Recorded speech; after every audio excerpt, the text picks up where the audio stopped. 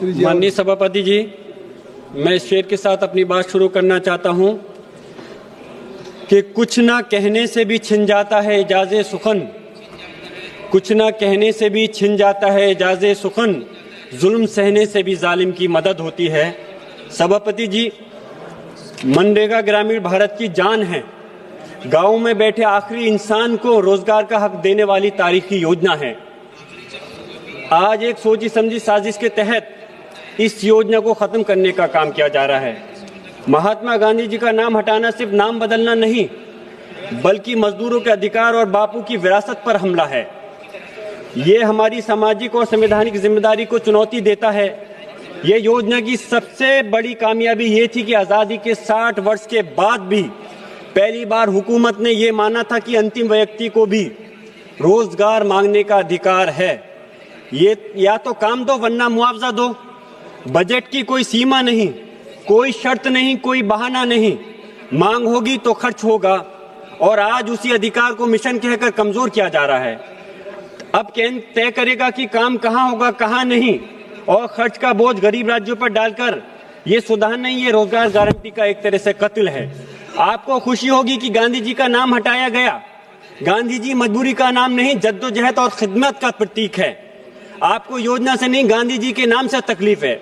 हकीकत में तो आपको मुसलमानों से तकलीफ है, ओबीसी से तकलीफ है, पिछड़े वर्ग से तकलीफ है, पूरे पीढ़ी समाज से तकलीफ है। लेकिन मैं पूछना चाहता हूं, फिर बापू से तकलीफ क्यों है? गांधी जी संघर्ष का प्रतीक के, प्रचार के नहीं।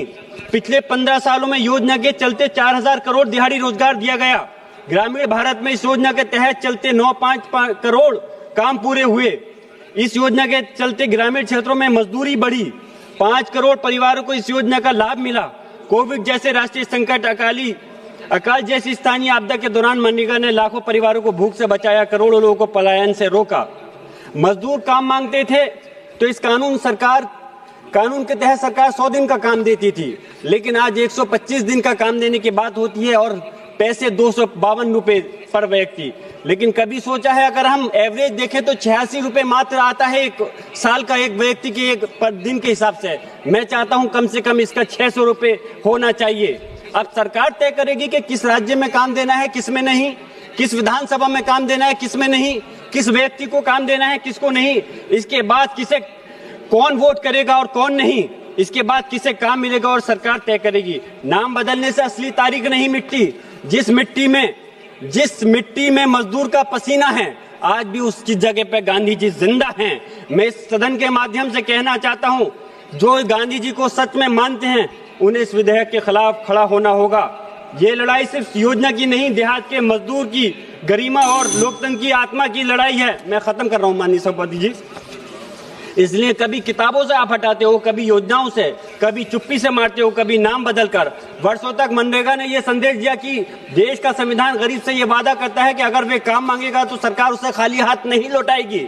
लेकिन आज कभी नेहरू हटाओ, कभी गांधी हटाओ, कभी इतिहास बदलो, कभी नाम बदलो। सरकार का आधा समय योजनाएं में बदलने में निकल जाता है, पोस्टर बदलने में निकल जाता है। ये गारंटी नहीं, फिर एक नया लॉलीपॉप है, यानी राज्यों पर 40% का अतिरिक्त बोझ। ये कैसा विकसित भारत है जहां केंद्र अपनी जिम्मेदारी राज्य सरकारों पर डालकर भाग जाता है। मैं अपनी बात खत्म कर रहा हूं। मैं पूछना चाहता हूं, क्या नाम बदलने से भूख बदल जाती है?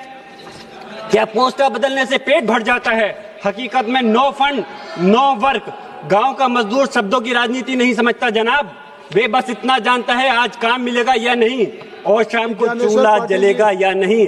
मैं अपनी बात इस शेर के साथ खत्म कर रहा हूं कि आप गांधी जी के नाम से जलन है। ये धन्यवाद सभापति महोदय, आपने मुझे विकसित भारत जी राम जी विधेयक पर बोलने का अवसर दिया। मजदूर का खून चूसकर आप कुर्सी सजाते हो, को बचाते हो। धन्यवाद। हिंदुस्तान जिंदाबाद। जियाउर रहमान साहब, मनरेगा में अकलियत के लोगों को काम मिल रहा है कि नहीं मिल रहा है? धन्यवाद सभापति महोदय, आपने मुझे विकसित भारत जी राम जी विधेयक पर बोलने का अवसर दिया। राम जी की चिड़िया, राम जी का खेत, खाओ मेरी चिड़िया, भर भर पेट को चरितार्थ करते हुए देश में राम राज्य की